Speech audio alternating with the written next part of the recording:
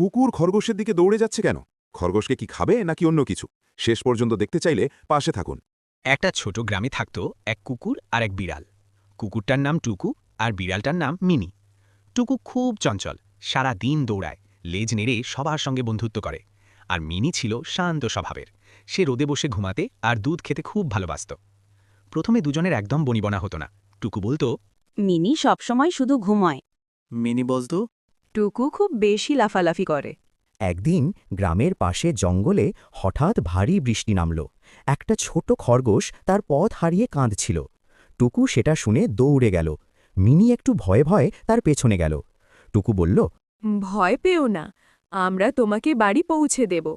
Mini তার নরম লেজ দিয়ে খরগোশটাকে গরম দিল, আর টুকু পাহারা দিয়ে রাখল যেন কেউ ক্ষতি না করে। শেষ পর্যন্ত খরগোশ তার মায়ের কাছে ফিরে গেল। খরগোশের মা খুব খুশি হয়ে বলল, তোমরা দুজনই খুব ভালো বন্ধু। এরপর থেকে তারা আর ঝগড়া করে না। টুকু দৌড়ায়, মিনি দেখে, আর দুজন মিলে হয়ে ওঠে সবচেয়ে ভালো বন্ধু।